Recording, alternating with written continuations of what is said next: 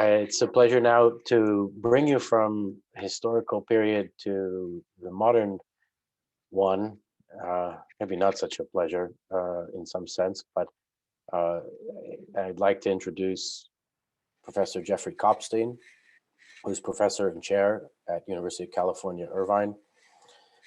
He specializes in interethnic violence, anti-liberal tendencies, and minority voting patterns, with a focus on Jewish history in Russia and Eastern Europe. His recent research, which appeared in a book by Cornell University Press, is called Intimate Violence, Anti-Jewish Pogroms on the Eve of the Holocaust. And in another article, Deadly Communities, he focuses on why Jews were massacred by the local population in Eastern Europe during 1941, in some 10% of those localities, while in other localities, the locals did not kill Jews on a wide scale, despite German encouragement. He's been a Lady Davis Fellow at Hebrew University in Jerusalem and has received grants from the NSF, NCEER, SSHRC, Alexander von Humboldt, and others. He will be joined by Devorah Manekin, who is an assistant professor at Hebrew University in Jerusalem in the International Relations Department. She specializes in political violence and contentious politics. She's currently working on a number of projects relating to ethnic and gender stereotypes and social movements. She's the author of the recently published, congratulations, Regular Soldiers, Irregular War by Cornell University Press 2020, and has published in other journals, including International Organization, Comparative Political Studies, Journal of Peace Research, and so on. And previously she was, and this is in her own words, a proud member of ASU's School of Politics and Global Studies and an affiliate of the Center for Jewish Studies. And we're sorry that she's no longer here with us, but at least she can join us for this workshop and hopefully for future opportunities to collaborate and be together. So with that, I turn it over first to Professor Kopstein. So I just want to make sure you can, I'm going to. I'm sorry, I should have said about the change of title. Is that what you're about to? Yes. Yes, okay. So previously we were discussing, currently we're discussing anti-Semitism, conspiratorial politics, and US election. If you're interested in anti-Semitism on US campuses, that's been published in a journal of Contemporary Jewry, I believe, and so you can read it. Jeff may also speak about that a bit if there's time. Can you see my screen? Hello? Yes. Can you see my screen? Okay, good. So with the title page of the paper, right? I just want to make sure I'm Yes. sharing the correct screen. Okay. Yes, it's the correct paper, correct conference. I'm not very good at this. Okay. So I did the crazy thing. I actually wrote a new paper for this conference. As David said, and I wanted to thank David and Lenka and the Lowe family for sponsoring this. It's very important. My research is mostly concerned over the last 10 years. I made a shift in my career. I used to just write on Eastern Europe, and then of course I realized what I was really interested in was Jews all along. And I made a shift. I started writing about Jewish politics. And I was very interested in the relationship between anti-Semitism and modern politics, especially modern electoral politics. And as David said, with Jason Wittenberg in my last book, we wrote about why some places experienced these horrible pogroms in the first 6 weeks of World War II and others didn't. And the big variable we came up with was previous existing political competition. And then I wrote a paper after that, when I moved to the University of California at Irvine, a campus with a reputation for anti-Israel student mobilization. I wrote a paper, the donors at the university said, well, it's because they're all anti-Semites. And the professor said, well, of course, they're not anti-Semites at all. This is really about Israel. And so I did a paper on basically I convinced the university to give me a sample of students, 3,000 student emails randomly selected, and asked them very old questions about Jews, and then some questions about Israel, trying to figure out if there was an overlap between negative attitudes towards Israel and negative attitudes towards Jews. And the bottom line in that paper is it exists, right? There are students who are both anti-Semitic or at least have anti-Jewish attitudes and don't like Israel. The overlap is kind of modest. It's about 20%. And then we tried to figure out who those 20% are. But that was that paper. And that was the paper I was going to give at this, but I figured it was already published.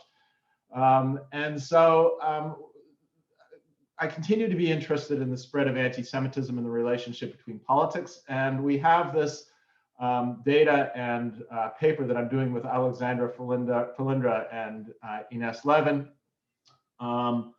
And it's looking at the role and spread of anti-Semitic ideas in the run-up to the 2020 election. And especially, and we did not know this at the time that we were doing this, the role of QAnon. Of course, the Capitol, storming of the Capitol had not yet occurred. And we didn't know much about this. So I'm going to talk a little bit about that and just take a few minutes and tell you the highlights, because I think Devorah will talk a little bit about it as well too. So let me go here. So we're very interested in this question, of course, and it's been discussed already, you know, what is anti-Semitism and how do you measure it? There's that old joke, anti-Semitism is, what is it, hating Jews more than absolutely necessary. You know, mostly anti-Semitism has been really divided up into, and I wrote them down here, in the modern literature, into 4 components. One is some idea of hidden Jewish power. Secondly, dual Jewish loyalty. Third, some form of bad traits, whether it's using the blood of Christians for ritual purposes or being pushy or always wanting to be number one, some version of that. And then Holocaust minimization, the idea that Jews use the Holocaust for instrumental purposes in international politics. Okay, so we try to figure out a good way of measuring anti-Semitism, and we're not the first into that. Then we wanted to look at, in the United States, what is the relationship between racial resentment and xenophobia and anti-Semitism, especially anti-Black racial resentment. Is it the same? Does it tap into the same thing? We wanted to look at right versus left-wing anti-Semitism. And then, most importantly for this paper, the relationship between this new conspiratorialism, QAnon, and following QAnon, and anti-Semitism. And then, of course, anti-Semitism and the decision to vote for Trump. So what is the research design? Well, we have these 2 national representative surveys, one in January and one in August. Only in the August one do we ask about QAnon. And what I wanted to say up front, as you'll see, I'm going to present you just a very few results. And those of you who aren't into statistics, I apologize in advance. I really did just finish this, so we didn't have time to make the tables kind of, you know, the kind of consumably easily readable to non-statistical specialists, but a political scientist and economists will love this stuff. The thing is there's a remarkable similarity in the results between the 2 surveys, which does give us some confidence that we're actually tapping into the same thing. So these are the characteristics. I'm going to not go over that. It just shows you that there's some consistency between them. You see we tap into both ideology and party ID and ethnicity, age, religion, and of course, regionality in the United States. So here are the questions that basically we ask. This is standard stuff that tap into at least 3 of the 4 features of anti-Semitism. We don't ask about the Holocaust, which we should have. But we ask about the other 3, about hidden Jewish power, dual loyalty, bad traits. And so those are there. For racial resentment, that's anti-Black racial resentment. These are standard questions used in the political science literature. You know, Blacks would not have a problem if they weren't, you know, this idea of they're given special favors, trying to tap into anti-Black racial resentment. Questions about xenophobia, two of which are tapping into economic concerns, the other cultural concerns. And finally, QAnon. We asked two questions about QAnon. One is the extent of your knowledge. Do you know anything about it? And secondly, given that you know something about it, what do you think about it? Or do you think it's good or not good? Do you support it or not support it? So this is the kind of basic, it's a very basic you know, survey. I'm not going to go through the summary statistics. I'm going to present you some of the main big findings. First of all, these are the anti-Semitism measures. And we use and this is my co-authors who are much more statistically adept than I am, a factorial Bayesian analysis, trying to figure out, are these questions tapping into the same thing? And what this basically shows you is that 3 of them are tapping into one dimension, 2 of them are tapping into a different dimension. We use all 5 in order to generate point estimates. And this becomes both the independent and dependent variable in all the other analyses that we do. I won't spend a lot of time on that. So let's get to some results. Essentially, the correlation between anti-Semitism and racial resentment is actually quite weak. That is to say, anti-Jewish attitudes are not tapping into the same thing as anti-Black attitudes. And you can see here, if you look on the right side, the correlation with anti-Semitism measures, the correlations, the signs change, right? So it's a rather weak correlation. And so it's not tapping into the same thing.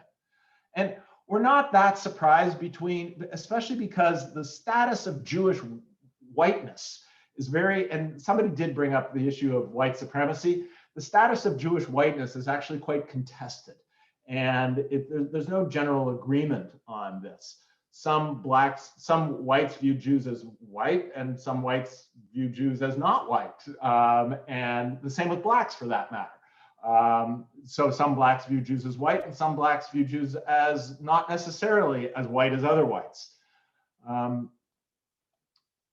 This is more interesting, the relationship between xenophobia and anti-Semitism.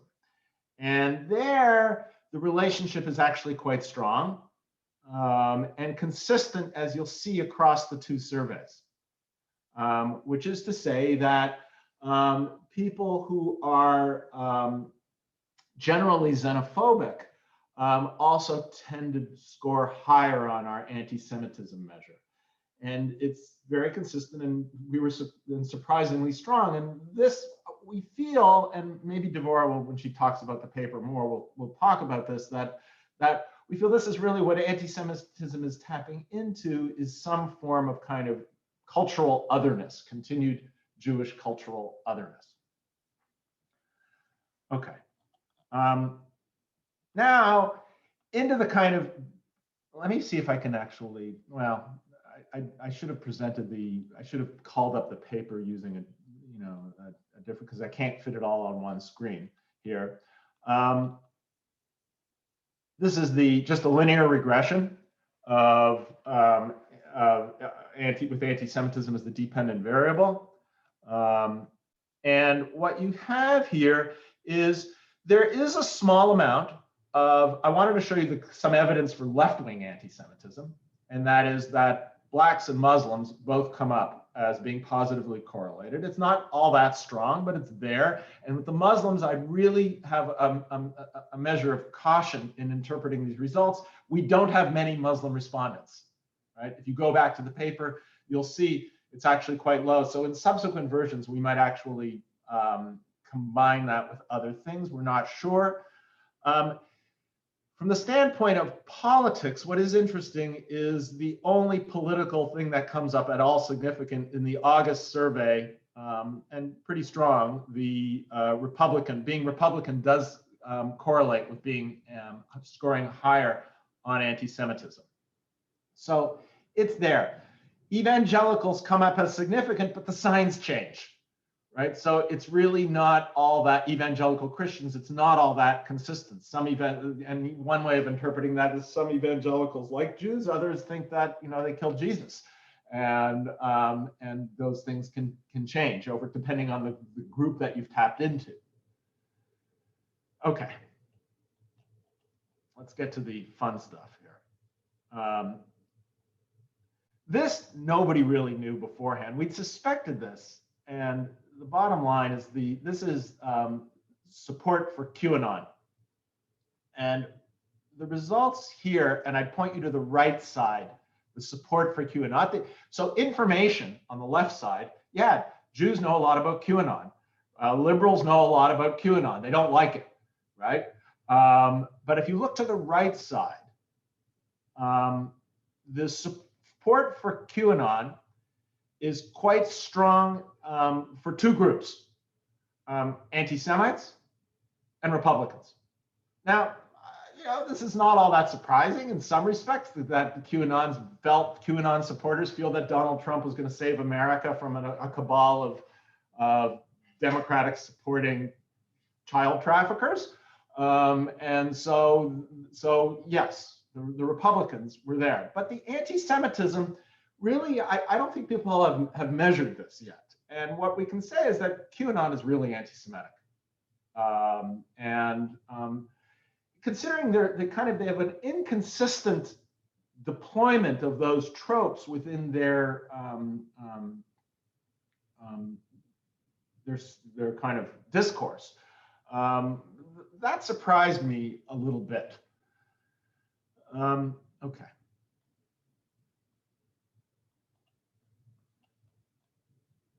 Finally, anti-Semitism supporting Trump. And this is a linear probability model.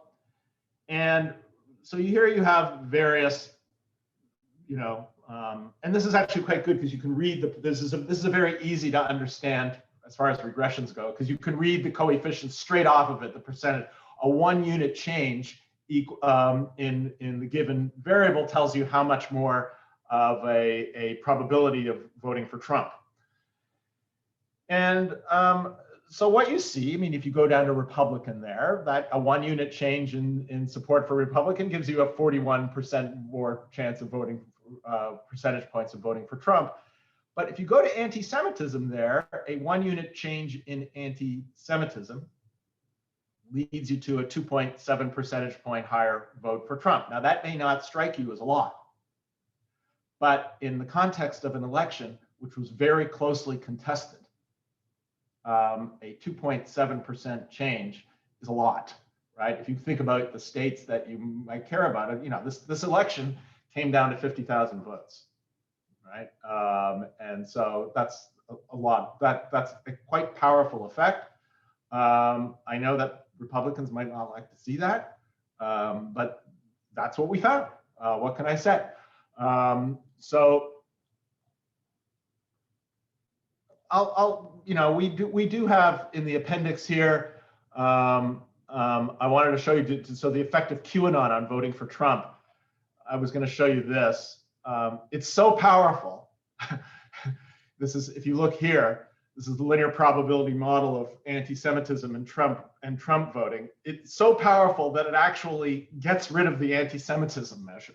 It gets rid of the anti-Semitism measure. Because the problem with including both QAnon and anti-Semitism in one model is that they're tapping into the same thing. So you can see in that model.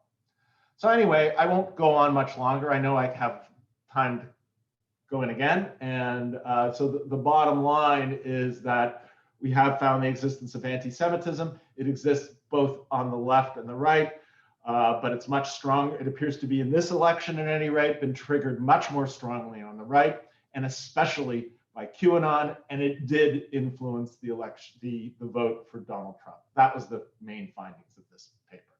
So without any further ado, I'll pass it on to Devorah. Thank you. Thank you so much, Jeff. Okay. Should we? Yeah, good. So thank you, Jeff. And I want to also start by thanking David and Lenka for the opportunity to participate in this workshop. It's really nice to see familiar faces from ASU. I can see who I'm smiling at, but I don't know. Thank you also for the opportunity to read and comment on the paper by Kopstein et al., which tackles very timely questions that I'm sure many people here are interested in. So I was going to summarize it briefly, but I think that is not necessary. So maybe I'll skip, I guess, to just roll to a summary of the findings. So in general, in my reading of the paper, I found evidence for anti-Semitic attitudes in a non-trivial minority of the sample. A strong relationship of anti-Semitic attitudes with QAnon adherence, as you just ended, and suggesting more attention to this movement is warranted. I think this is really a promising new area for future research. Yeah, you know, and I'll have a couple questions about that. So this is mostly an empirical paper. It's brand new, so I realize it's early draft. But it's really empiric, so I'll engage the empirics, but recognizing, of course, this is an early iteration, so hopefully some of these comments can be of use as you work through it. So I wanted to start with the issue of measurement, which you also began with, measurement of anti-Semitism in the US. And I have to admit that I was a little bit confused about some of the measures, and I found myself wondering how I would feel about them as a respondent, so what I would choose and how to interpret them. So I understand some of them, if I understand correctly, 1, 2, and 5 they're meant to tap common tropes, and they're based in other surveys like the ADL surveys and elsewhere. But they're a little bit different from how in intergroup relations research we tend to measure attitudes against outgroups. They essentially force respondents to assess stereotypical beliefs as true or false, which strikes me as a somewhat problematic measure, at least as a sole measure. And then on items 3 and 4, which you had up there before, I had an even more basic question where it wasn't clear to me whether they were meant to tap anti-Semitism or lack thereof. So like which direction the variable was going to, which was, you know, oh no, like that seemed really problematic to me. So for instance, most Jews have the best interests of America at heart. So the more you agree with this, the more anti-Semitic you are, or the less? Because does this mean if I agree with it strongly that I think that some Jews, qua Jews, right, as Jews, do not have America's best interest at heart? It was reverse coded. Reverse coded. Okay, I'm glad you said that, because I wondered, so, you know, if I were answering this or the other one, that most Jews work hard to reach the success they have. So based on what you just said, if I agree with this, that I'm less anti-Semitic. But I wondered whether this, you know, it incorporates an underlying assumption that Jews are successful, which also, you know, is a stereotype, a positive stereotype. But it reminded me of work in, you know, race and gender, where we talk about benevolent racism and sexism, where group categories are used to make positive generalizations that can then justify negative behavior. So yeah, I think Jews are successful, but they work hard. I don't know. So, and then there's, you know, this is a measurement question. It's also a conceptual question. So you talked about it a little more now, but as kind of a side note, if you plan on continuing the survey into 2021, which will be, you know, my last question to you, but if you do, this might also be an opportunity to elicit definitions of measures from the ground up. And there's different ways to do this, especially given that we see, you know, new anti-Semitic actors emerging. Attitudes might be changing. So maybe these old kind of ADL measures are not, you know, the best way to tap into these. So that's number one.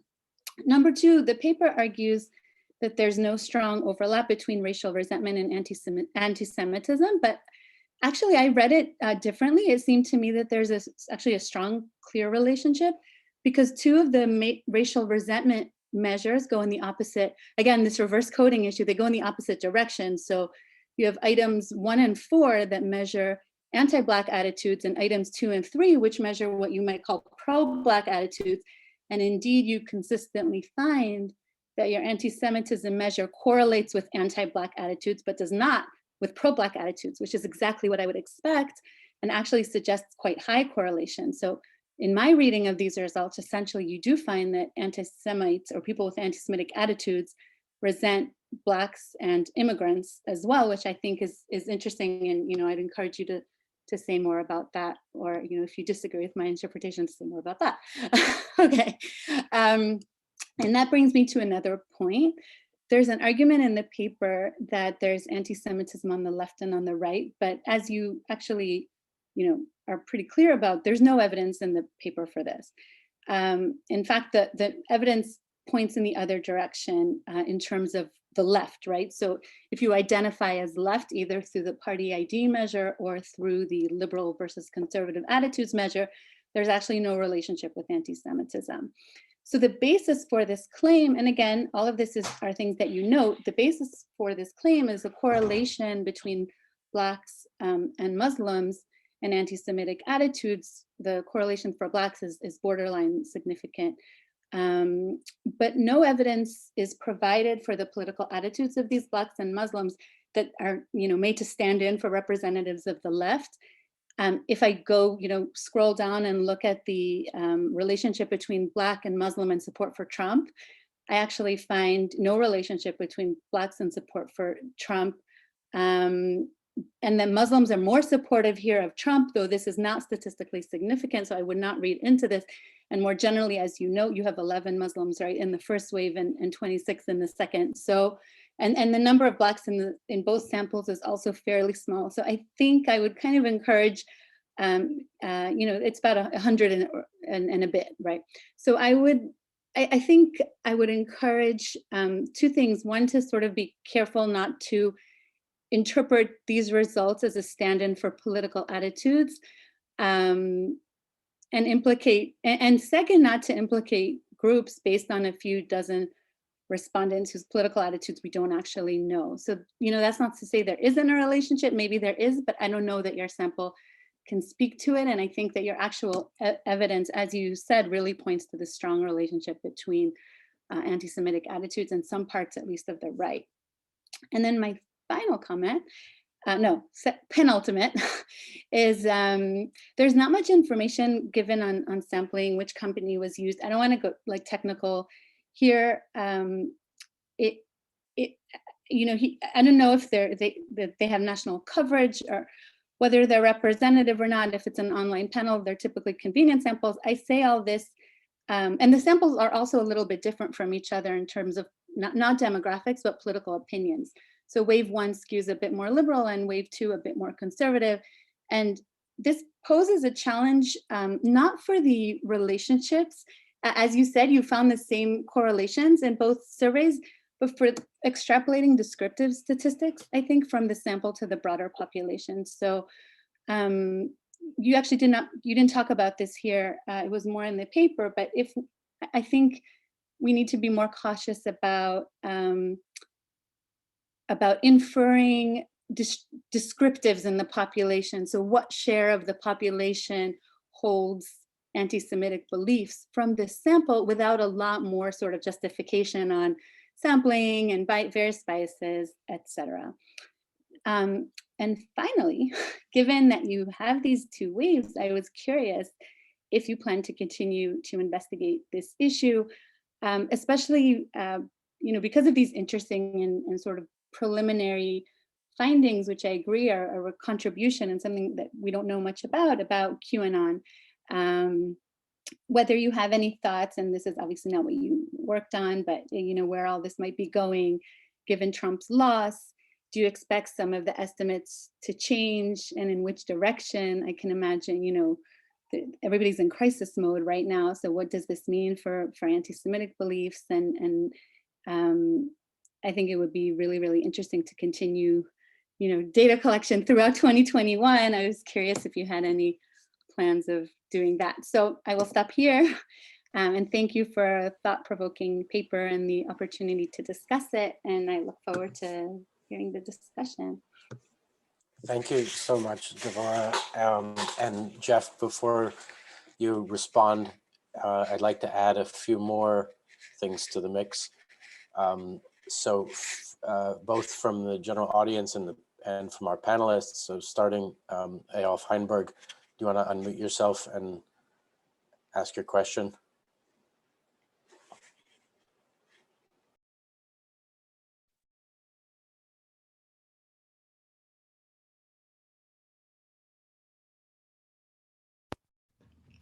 How about now, everyone? Sorry about that. My apologies. I was saying, Jeff, it's a really fascinating paper. I'm really excited by some of these initial results. I'm going to, like any terrible scholar, I'm going to engage in a counterfactual here. So I've often been thinking about what if Ivanka Trump wasn't an Orthodox Jew? And can you discuss the role of Ivanka Trump and Jared Kushner in Trump-related anti-Semitism and QAnon discourse? And of course, one can argue that Trump's use of his love for his Jewish grandchildren is kind of the perfect reflexive defense against accusations of anti-Semitism and racism. But alternatively, if anti-Semites acknowledge that there's some truth in his retort, do you believe it has substantively curtailed certain types of anti-Semitism that might have been associated with QAnon and general Trump demagoguery? So thank you so much again for the opportunity to ask that question. Thank you, Eyal. Jeff, if you still have ink in your pen, let me add a couple more to this, and then you can take them in your order and significance that you find most useful. So one question from Stephen Friedman is about the methodology. What methodology is used to account for distortions, I guess potential distortions, in relative results, e.g. the willingness to answer questions publicly, for instance, fear of surveillance. So I guess the question, is, can you approach this topic with direct questioning, or should you consider some indirect questioning techniques? You feel that there's some, bias. And then from Stormy Samber, while we look at all these social factors leading to anti-Semitism being more prevalent, do you feel that contact with members of the Jewish community impact these at the margins? Do you feel that more exposure and conversation with Jewish people would be likely to change the prevalence of anti-Semitism in these groups, such as QAnon believers and Republicans? And then a question from Kasia Naleveko about priming bias. You can take that potentially with the one about direct questioning. And I'm going to stop there, because if you leave a bit of time at the end, I can give you a few more, but I think you have enough to respond to. And one more live question from Professor Bustikova before you answer. So, Jeff, we have, because as you know, there was a switch in the title, we have some members of the audience who would like you to comment on anti-Semitism on US campuses. I posted a link to your paper to the chat room, but maybe at the end, if we have 5 minutes, if you would like to, pitch your paper or make some brief comments on that. I'm sorry, I didn't get. Can you repeat? I'll repeat it. So a couple people want to know. You teased them with the paper on anti-Semitism on U.S. campuses, and now their appetite is whetted. So, if can you satisfy? Besides my father wants to read that paper, I think it would be really great. It's like, I think my father secretly buys most copies of my books on Amazon, but yeah, and I'm happy to share that. You guys have it too, so I'm happy to share it. So should I jump in? Yes, please jump in. Not only share, but if you can just discuss briefly as well. I'm happy to do that. Yeah. After addressing the questions. After addressing these questions. Okay. So Devorah, she raised some absolutely devastating criticisms, and I agree. I mean, literally, because Lisa Kaplan was bugging me for this paper up until like 4 days ago. So it was being written. The data analysis was just done, so as you saw, it's very early. We can't even decide whether it's a measurement paper or a theory paper yet, and it's kind of both of those things. We want to get a measure, and that's where you really started, was with the issue of measurement. And To be honest, we came into this data. We know a lot about how it was collected, and it's respectable, right? It's respectable. It is nationally representative, and it's not telephone. It was done online, but it's not a convenience sample either. So it's good. We can't really say it's a random sample. We're very careful not to say it's that.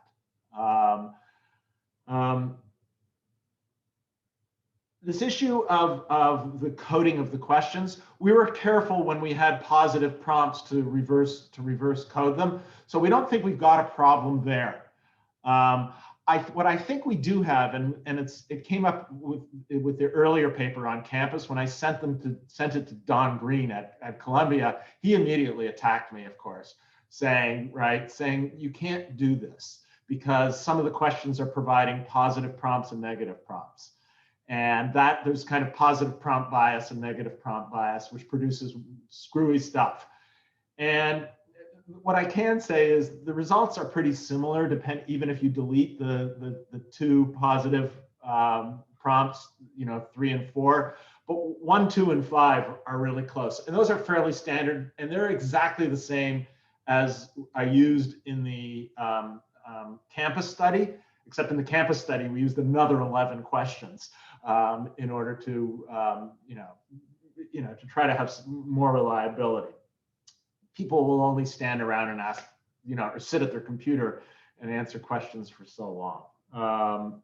So the issue with the racial resentment, that some of those questions have pretty decent correlations, positive correlations, and some have pretty decent negative ones. I don't know yet. I haven't really fully thought it through. The interpretation that I gave was my best guess. And that was that the Jews are considered, the Jews' non-whiteness and non-whiteness, it varies in weird ways across the population, which is why you end up with those results. Then your kind of toughest one are Blacks and Muslims. First of all, we don't have many Muslims, it's true. We have enough Blacks, that's actually quite representative in the population, about 12% of the population. It's not bad for a sample. Is that evidence of left and right wing? The answer is no, but Blacks and Muslims are usually considered standbys of Democratic voters, right?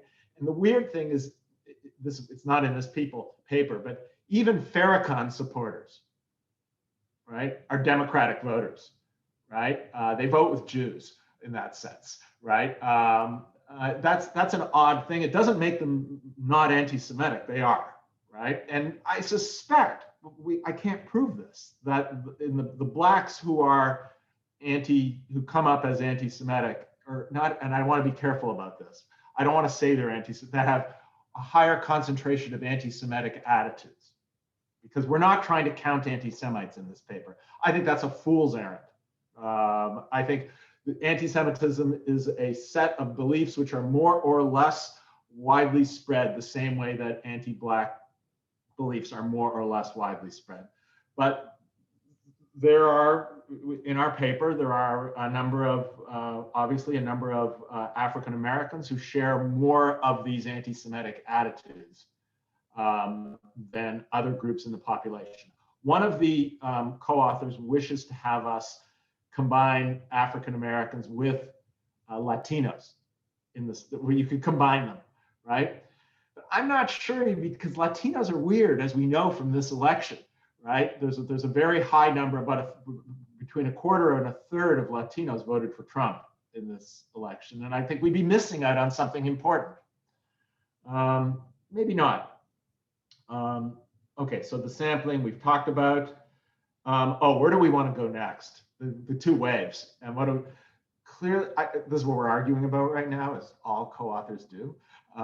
We're arguing about what we can't do, and we're very careful in this paper not to use the language of causality. All we've established here are statistical correlations and associations, right? So I think what I'd like to do next is some experimental stuff. is in order to try to establish some more clear causal connections. Either survey experiments, which are always fun. I've done some of those before. And for those of you who are not political scientists, what you do is you take your group of people you're surveying and you ask them. One group gets something like this, right? List 3 things that bother you, right? Traffic on the 405, corporate pollution, and $1 million salaries for athletes. And the other group gets those same questions, but they get a 4th possibility, and that is Jewish control over the media, right? And what you can see by the difference in the answers, they don't have to pick which ones. They just have to say how many of them bother you. And that can help you get at this problem of as 2 of the questioners brought up, of social desirability bias in answers. A lot of people don't like saying they don't like Jews, right? And it's quite standard.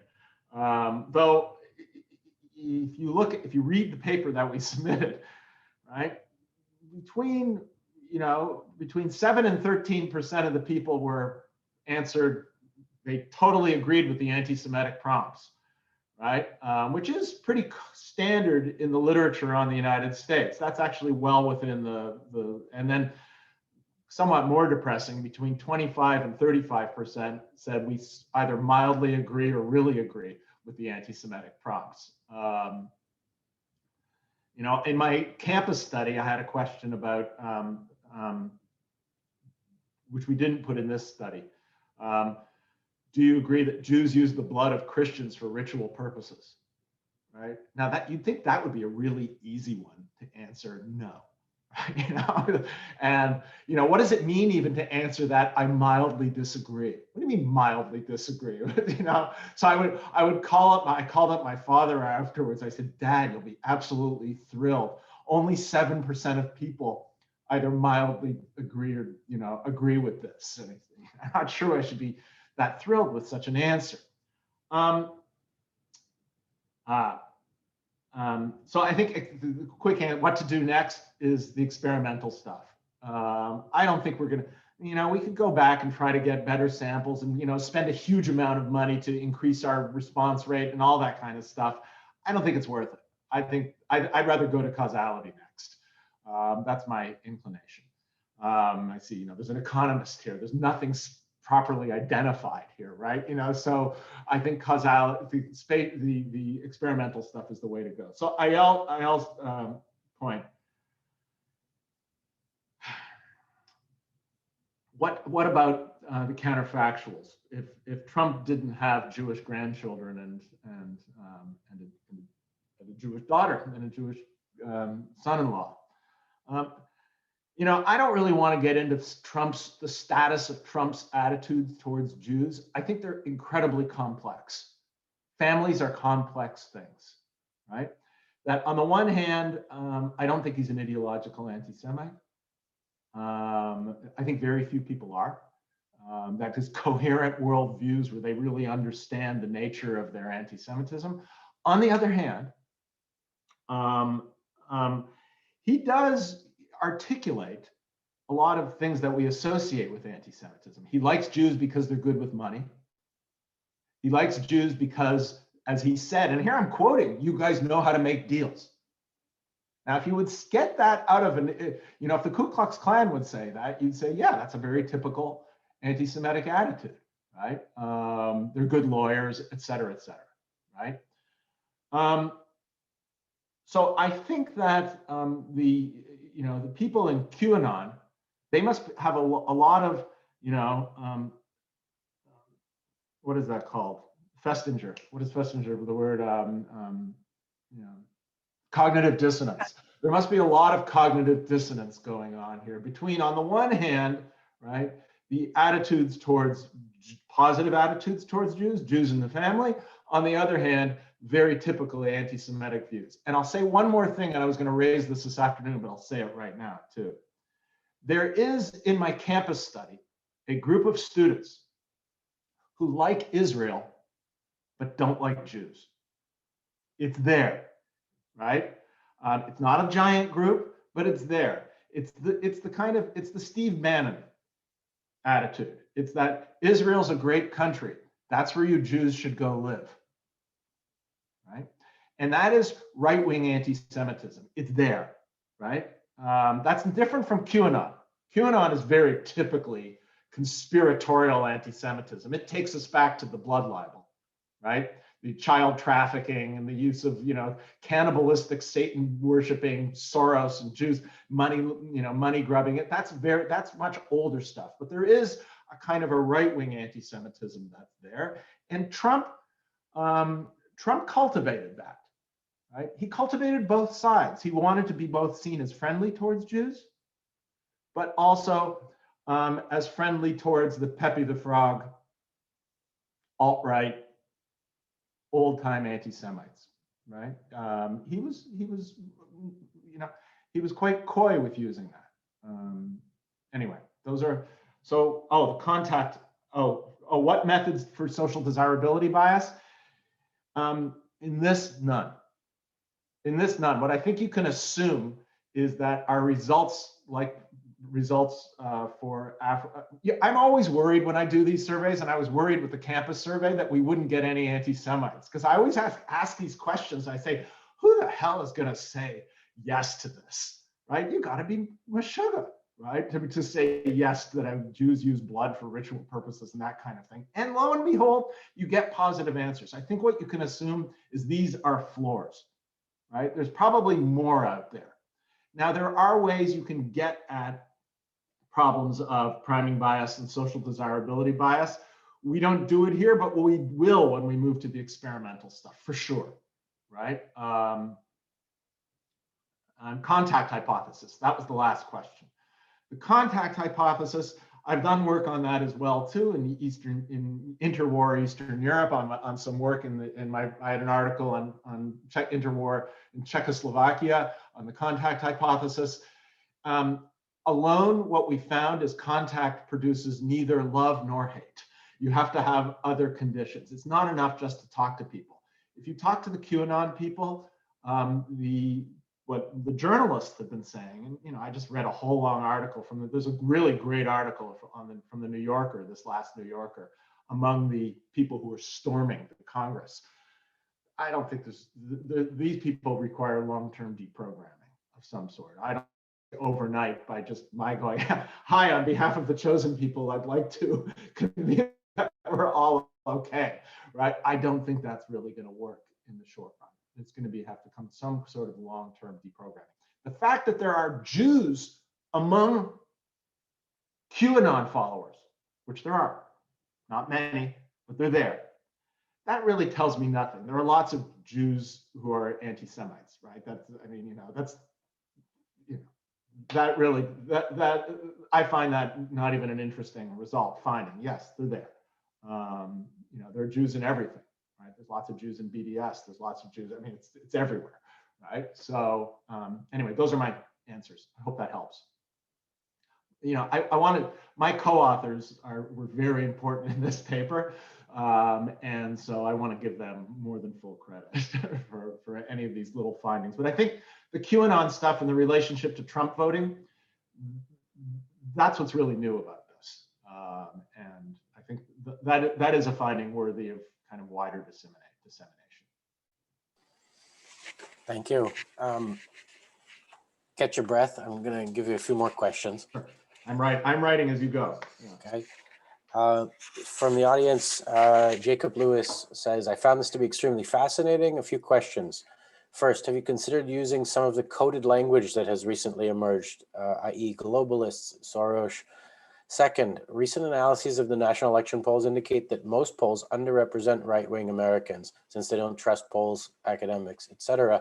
Did you take any effort to address this undercounting? From Carrie Aaron, is the variation in the degree of whiteness given to Jews related to the kind of Jews one is thinking of and has been exposed to when answering this question, Hasidic versus non-religious Jews, for example, to quote. Larry Gelman asks, let me make sure I have this straight. Your question shows no meaningful correlation between being Muslim and being anti-Semitic, but it does show a higher correlation between being anti-Semitic and being a Republican, particularly a white QAnon supporter, question mark.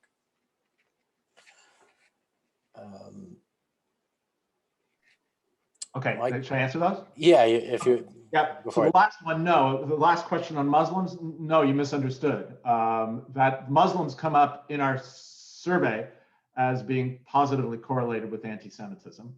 The problem is we don't have enough of them in our sample, right?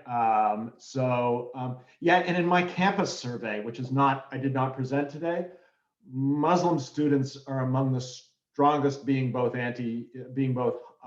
negative, having negative attitudes towards Israel and negative attitudes towards Jews, right? That finding in the research, that's not original, right? That's there, and that probably, and that's not about campuses, I would argue, though, because even our students who had not been on campus ever, we surveyed students who had just arrived. They shared exactly the same sense of attitude. So that goes back to the home.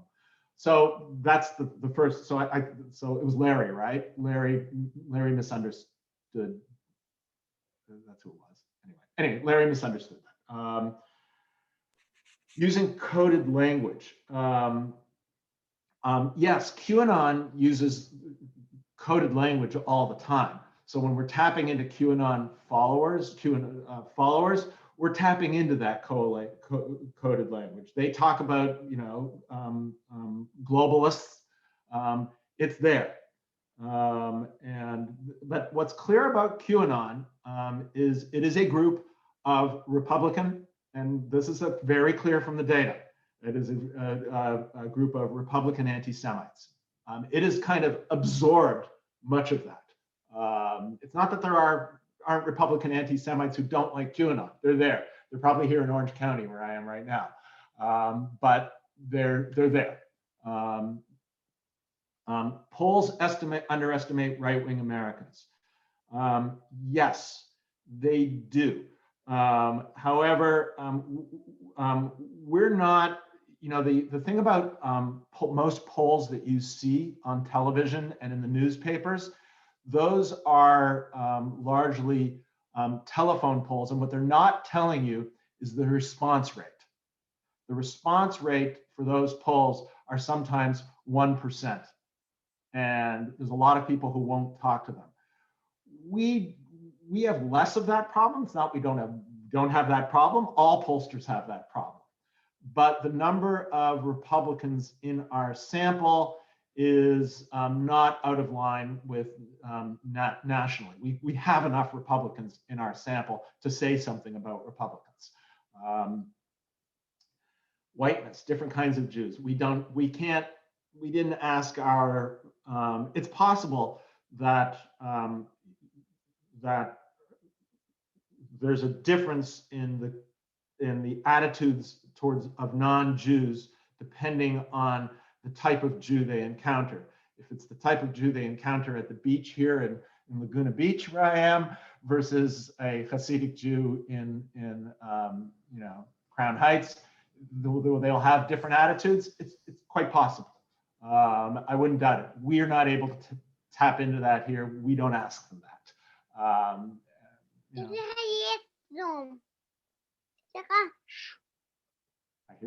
hear a child. I didn't understand that question. Could you repeat, please? No. There's a question from Anna Chichopek. It says, building on Devorah's last point, does the young age of your respondents tell you about the future? And could you comment on region class differences among respondents, if possible? But I guess the younger respondents, if you did a subgroup analysis or if you something like that. Age doesn't come up as important in anything so far. We haven't done a subgroup analysis itself, like different groups within the younger groups. The problem is our sample's not large enough. It's kind of small. I mean, it's good enough for publication in political science journals. It definitely crosses that, especially if we stay focused on anti-Semitism and QAnon, right? Once we try to go too far underneath that into the kinds of things that you're asking about, it becomes much less reliable.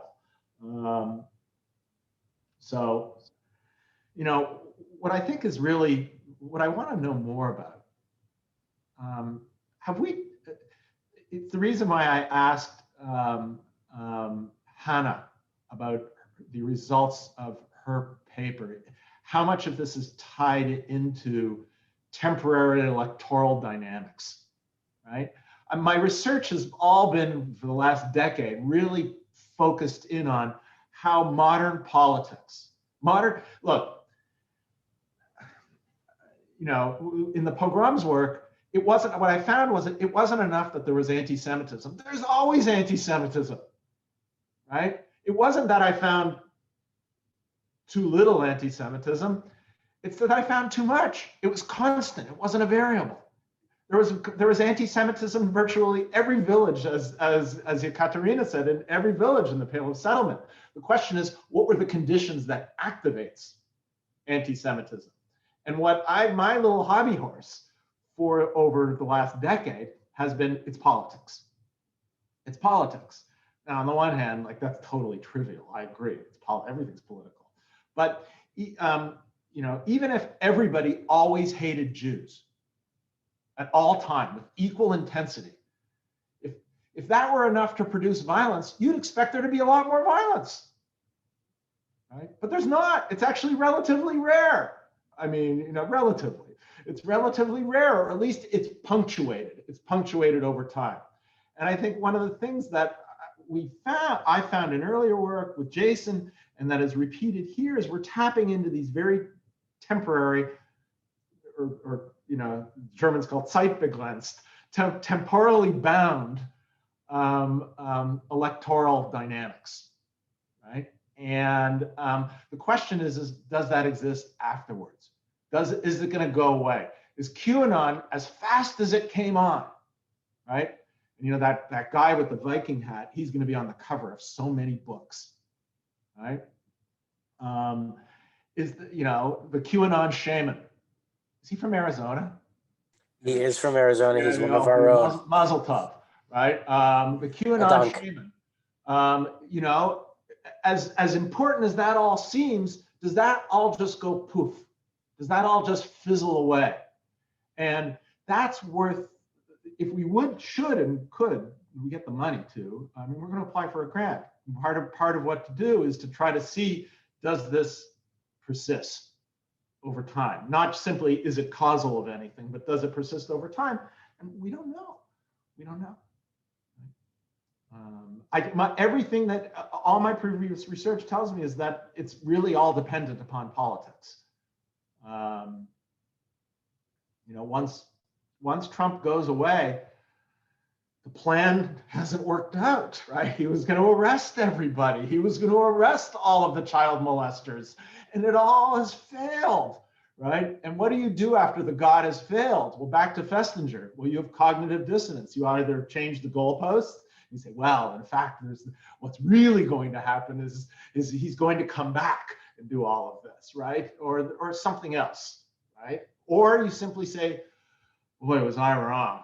I was a cult follower, right? That was really terrible. You know, as Schwarzenegger came out and said in his video, you know, all those men of that generation afterwards, they realized they were a bunch of Nazis. They felt really bad, and they had to go home at night and drink themselves into oblivion. And eventually we realized, you know, what a terrible mistake we made, right? And you could have that response as well too, right? So you could do a whole study of kind of, you know, when prophets fail, right? You could do that kind of study of this, and using this as the baseline, right? And then what happens over time.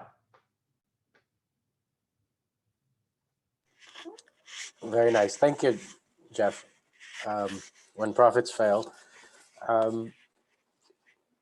love that title, actually. I think that should be. That's actually not me. That's the title of Festinger's classic study of cognitive dissonance. You know, so that's not Kopstein.